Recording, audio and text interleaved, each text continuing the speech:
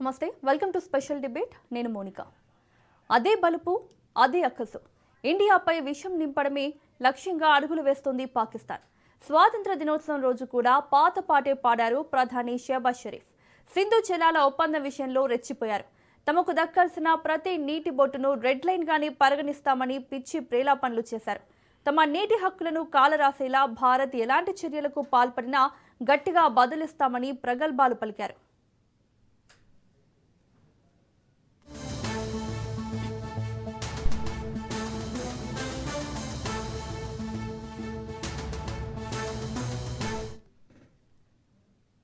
పాకిస్తాన్ ప్రధాని షహబాజ్ షరీఫ్ కవ్వింపు వ్యాఖ్యలు దుమారం రేపుతున్నాయి.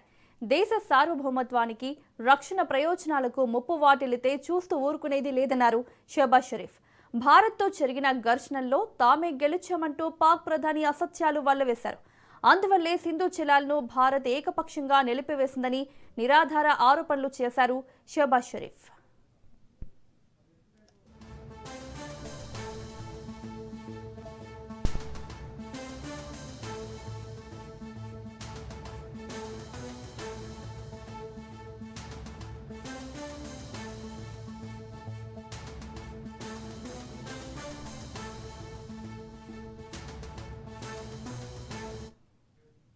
వాస్తవానికి 2025 ఏప్రిల్లో పహల్గాంలో జరిగిన ఉగ్రదాడి అనంతరం పాక్తో ఉన్న సింధు జలాల ఒప్పందాన్ని మోదీ సర్కార్ నిలిపివేసింది.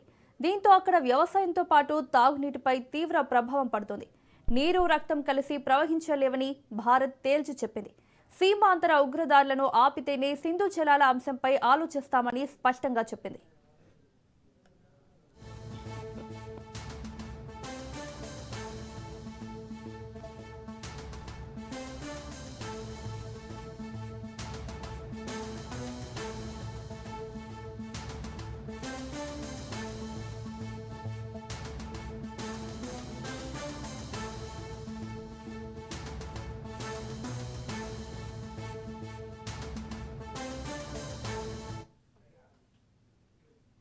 ఇప్పటికే కరువుతో అల్లాడుతున్న పాకిస్తాన్ సింధు జలాల కోసం మైండ్ గేమ్ షురూ చేసింది.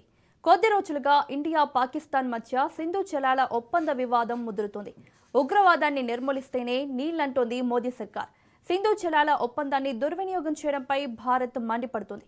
కిషన్ గంగా, బాగ్లిహార్, సలాల్, పాఖల్దుల్ వంటి జల విద్యుత్ ప్రాజెక్టులపై పదే పదే అభ్యంతరాలు వ్యక్తం చేస్తూ అభివృద్ధి పనులను ఆలస్యం చేసిందని గుర్తు చేసింది.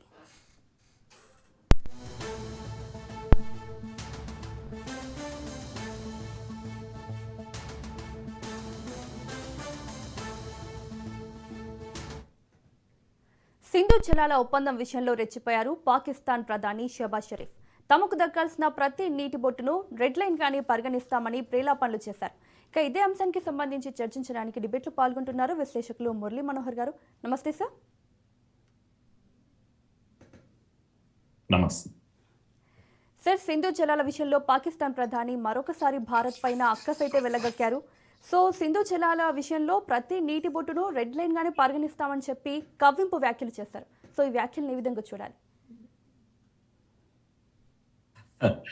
అంటే స్వాతంత్ర దినోత్సవము వాళ్ళకు అక్కడ ఒక స్పీచ్ ఇవ్వాలి, ప్రజల్ని అడ్రస్ చేయాలి, ప్రజల్ని ఎంగేజ్ చేయాలి. పాపం ప్రధానమంత్రికి, అదే పాకిస్తాన్ ప్రధానమంత్రికి ఏం చెప్తారమ్మా, ఆయనకు చెప్పడానికి ఏముంది అని అంత గొప్పగా పాకిస్తాన్ లో జరుగుతున్న అభివృద్ధి గురించి ఏం చెప్పాలి ప్రజలకు?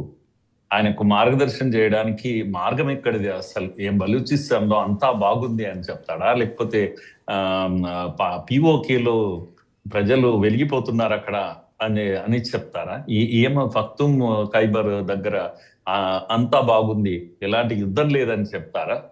ఏమని చెప్తారు చెప్పండి? ఏం చెప్పడానికి ఏమీ లేని ఒక నిస్సహాయ ప్రధానమంత్రికి చివరకు ఈ మేకపోతు గంభీరం అని అంటాము, భారత్ పై విరుచుకుపడడం, ఒక రకమైన షో ఆఫ్ చేయడం, తెలియని ఒక ధైర్యాన్ని, సాహసాన్ని, అంటే ఉత్సాహం కంటే ఆయన వ్యాఖ్యలో మనకు అంటే భయపెడుతున్నాడు భారత్.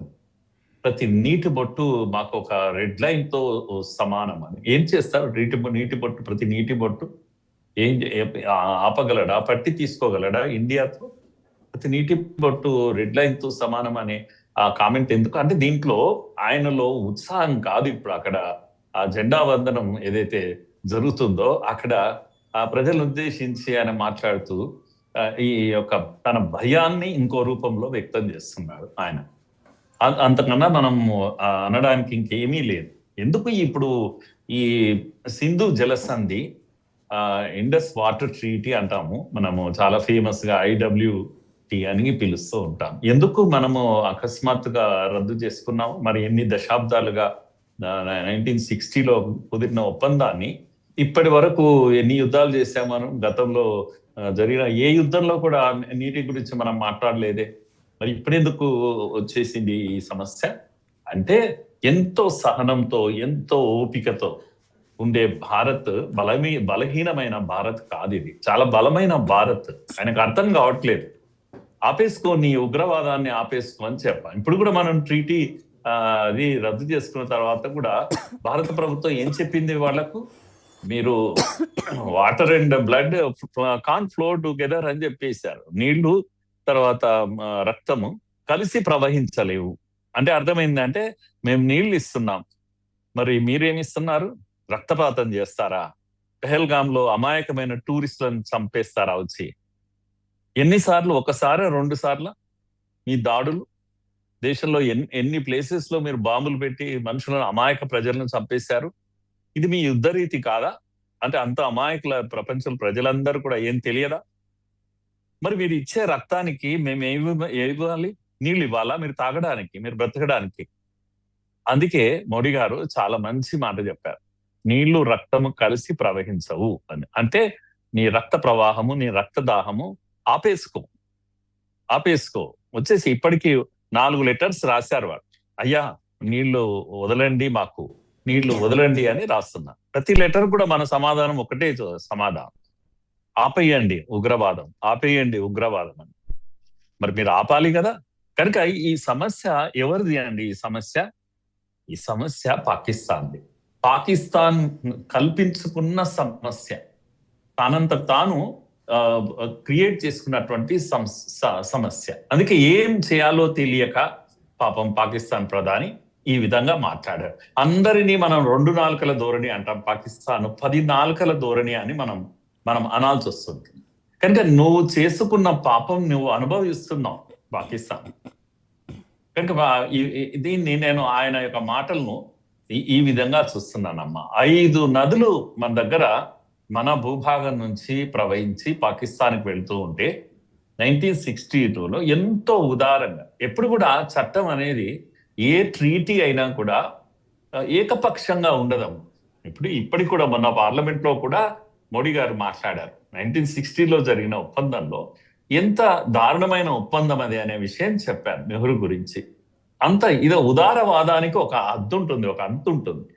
మన దగ్గర నుంచి వెళ్లే నీటిని అంతా వదిలేసి తర్వాత మనం చేతులు కట్టుకొని అయ్యో ఎలా అని ఆలోచిస్తామా? ఇంత జల సంపదను 80% పాకిస్తాన్కి ఇస్తారా అండి? ఇది పోనీ, దాన్ని ఇప్పుడు ఏం అనడం లేదు, కానీ ఊరికే మనం మామూలుగా కూర్చొని మాట్లాడుకోవడానికి నీళ్లు అన్ని పాకిస్తాన్కి ఇచ్చేసి మనం ఏం చేద్దాం అనుకున్నాం? 80% వాటర్ను వాళ్ళకి ఇచ్చేసి ట్రీటీ, ఇదేం ట్రీటీ అసలు? ఈ ట్రీటీలోనే ఇంత దారుణం ఉంది కదా. ఇంకోటి, ఎనీ ఇంటర్నేషనల్ ఒప్పందాలు ముఖ్యంగా వాటర్ విషయంలో, ఇప్పుడు ఉదాహరణకు బ్రహ్మపుత్ర మనకు కూడా పాకిస్తాన్ చైనా నుంచి ఇండియాలోకి ప్రవహిస్తుంది. కనుక సడన్ గా ఆనకట్ట కట్టేస్తారు అనుకున్నాం. ఆ నది పైన హక్కులు ఎలా ఉంటాయి అంతర్జాతీయ స్థాయిలో అంటే జనాభాని పట్టి ఉంటాయి.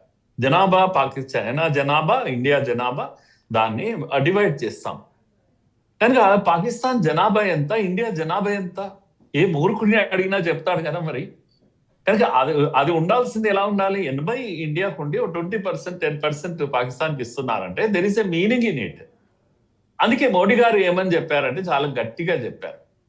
ఒప్పందాల విషయంలో ఇప్పటికే ఇంటర్నేషనల్ ప్లాట్ఫామ్స్ పైన కూడా మాట్లాడుతున్నారు వాళ్ళు. మన వాళ్ళు కూడా సింపుల్ గా జవాబు చెప్తున్నారు. మాది కూడా సార్వభౌమ దేశము, సావరిన్ కంట్రీ.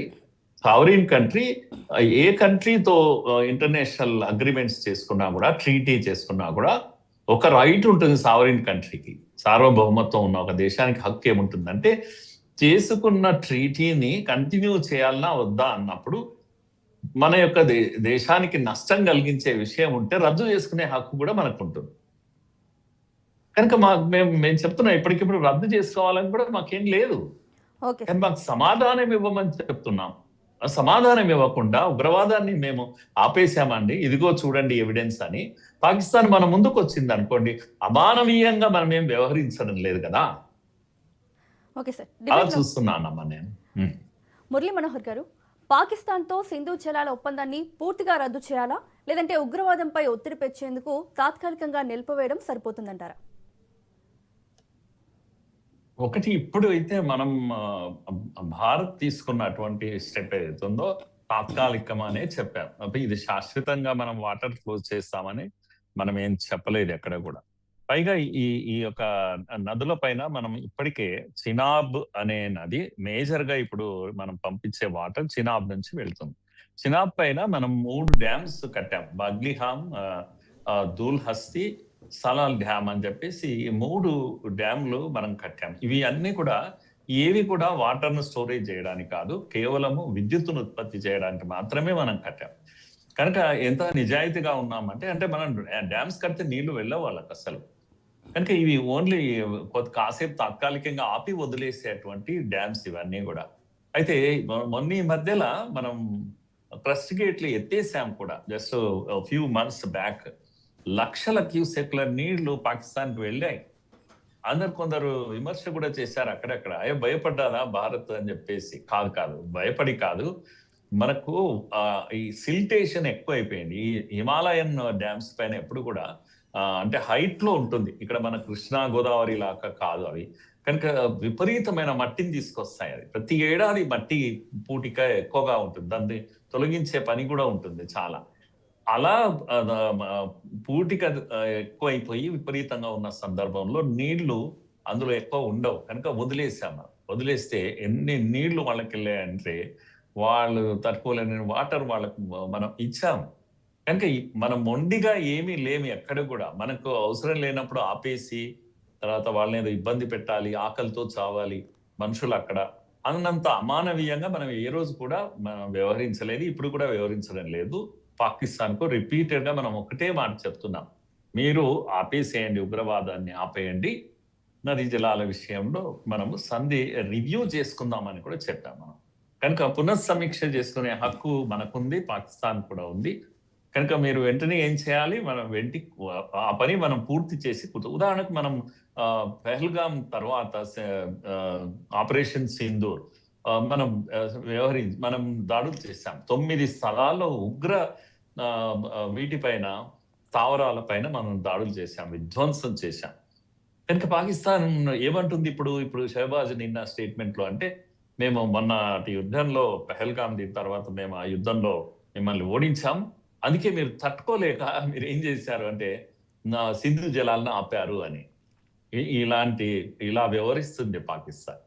కనుక మీరు అంత బలంగా ఉన్నారు కదా, మీరు బాంబులు వేస్తారా ఇప్పుడు ఈ డ్యామ్స్ పైన? వేయండి, మరి వేస్తే జరిగేది ఎవరికి నష్టం? కనుక యుద్ధం చేస్తారా మీరు? కనుక ఇదంతా కూడా నా పాయింట్ ఏంటంటమ్మా, వీళ్ళు ఇంతవరకు ఒక స్టేట్మెంట్ ఇచ్చారు, అంతర్జాతీయ న్యాయస్థానాలు వెళ్తాము అని. ఇంతవరకు వెళ్ళనే లేదు, ఏ కేసు వేయలేదు. మరి ఎందుకంటే చట్టం మన వైపే ఉంది, ప్రపంచ దేశాలను కూడగడతామని చెప్పేశారు. మరి ఎక్కడ కూడగట్టారు? ఏ 2 దేశాలన్నా దగ్గరికి వచ్చి అడిగాయా ఈ విషయాన్ని? ఇండియాని అడిగాయా? ఏ దేశం అడగలేదే.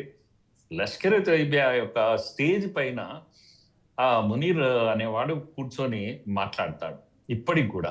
ఇంత జరిగాక, ఇంత సింధు జలాలు ఆపాక కూడా మీరు ఈవెన్ అప్పుడు ఆపరేషన్ సింధూర్ అప్పుడు మనము ఉగ్ర స్థావరాల పైన దాడి చేసినప్పుడు ఆ శవాల అంత్యక్రియల్లో స్వయంగా మునీర్ పాల్గొంటాడు. ఎవరు? వీళ్ళంతా కూడా నోటెడ్ టెర్రరిస్టులు, ఇంటర్నేషనల్లీ రినౌన్ టెర్రరిస్టులు వీళ్ళంతా కూడా. ఇది పాకిస్తాన్ యొక్క ధోరణి. కనుక మేము టెర్రరిస్టులతోనే ఉంటాము, టెర్రరిస్టులను పంట పండించినట్టుగా పండిస్తాము ఆ దేశంలో. కనుక ఉగ్ర సంస్థలు ప్రపంచానికే ఒక ప్రమాదంగా మారుతున్నటువంటి సందర్భంలో ఏ దేశం కూడా ఇప్పుడు ముందుకొచ్చి అయ్యో పాపం వాళ్ళకు మంచినీళ్ళు ఇవ్వండి అని అడిగేటువంటి పరిస్థితి కూడా లేదు. అందుకే మనకు అంతర్జాతీయంగా ఎలాంటి ఒత్తిడి ఇప్పటికైతే లేదమ్మా. ఇది కేవలము మనం విధించినటువంటి షరతు. కనుక టేబుల్ అక్రాస్ ది టేబుల్ చర్చలు జరగాలంటే ఫస్ట్ మీరు క్లీన్ గా బయటికి రావాలి, వచ్చేసి తప్పకుండా టేబుల్స్ పైన కూర్చుందాం, మాట్లాడుకోవచ్చు, రివ్యూ చేసుకోవచ్చు. మొత్తం ఒప్పందాన్ని 80 కాదు 50-50 చేసుకుందామా, లేకపోతే ఇంకేదైనా చేద్దామా. అంటే మినిమం వాటర్ అయితే తప్పకుండా మనం ఇవ్వగలుగుతాం. వాటర్ సఫిషియెంట్ గా ఉంది ఈ నదులలో. మనకు కూడా కాస్త ఇప్పటికి కూడా ఇది కనుక ఆపడం వల్ల మనం కనుక డ్యామ్స్ కడితే రాజస్థాన్ ఎడారి వరకు కూడా నీళ్లు వస్తాయమ్మా మనకు. కనుక మనం ఎంతో నష్టపోతున్నాం దీనివల్ల.